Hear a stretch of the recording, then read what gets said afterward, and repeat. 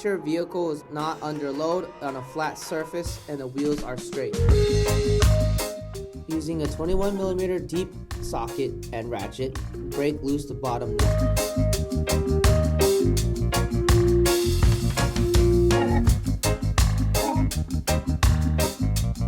Using a 21mm wrench and 6mm hex socket, remove the bottom nut.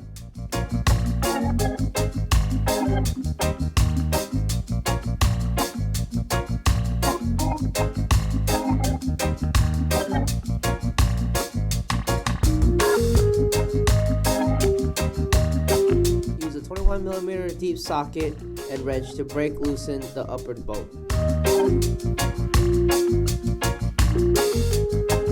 Use a 6mm hex socket to keep the Endlink from spinning and a 21mm wrench to remove the nut.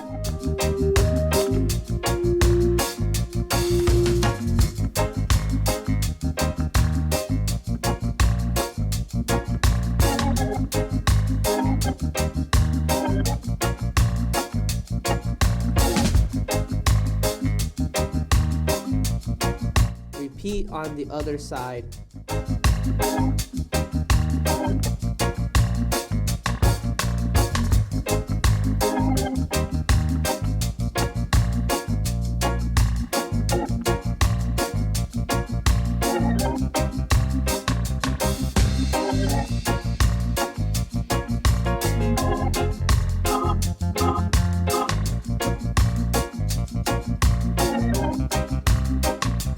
Be sure to add blue Loctite to every bolt.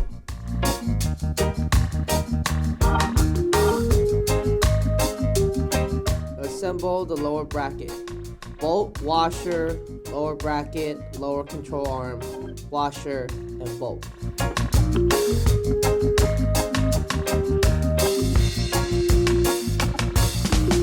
Ensure the lower bracket is facing the rear of the vehicle and that it's pointing towards the inside of the vehicle.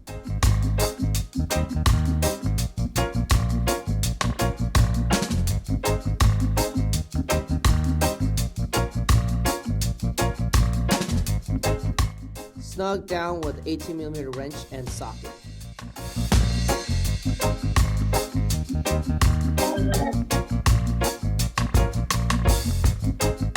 Install the Endlink to the sway bar.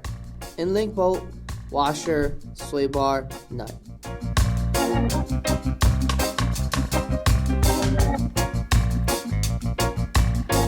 Snug down the upper link bolt with a 16mm wrench and an 18mm wrench.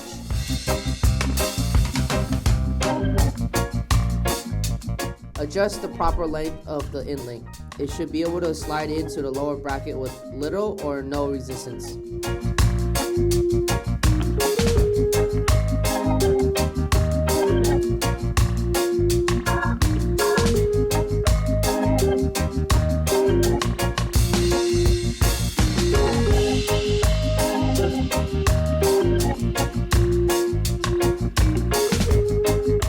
Using a 19mm wrench and an adjustable wrench, tighten down the Endlink.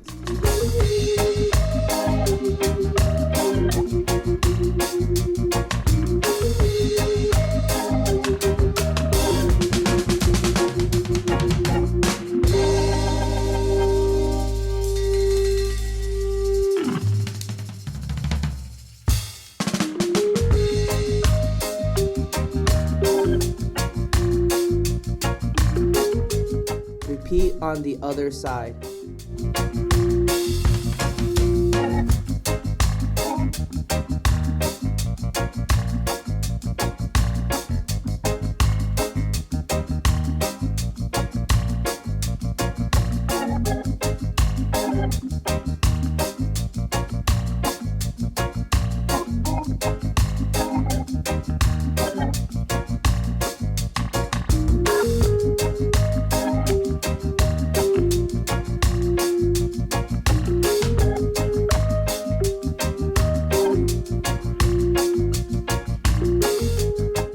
After installing both sides, torque down the lower bracket.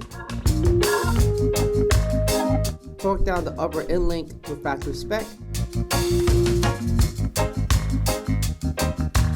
Then repeat on the other side.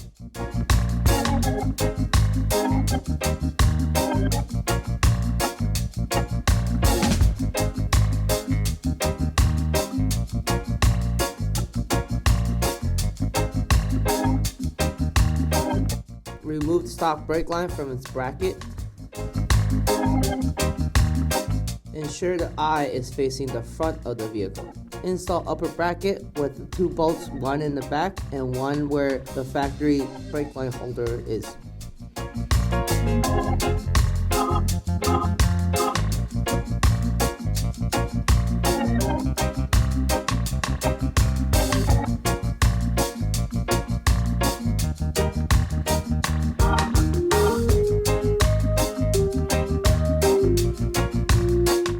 Using a 11mm wrench or socket, tighten down the 2 bolts.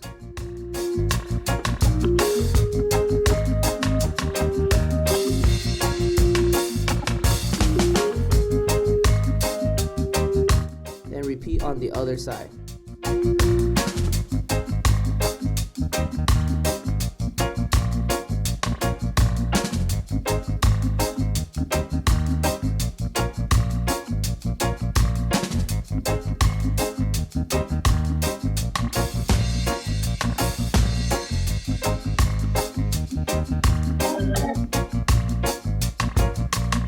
After adjusting the proper height to each Endlink, tighten down using a 13mm wrench. Repeat on the other side and your installation is done.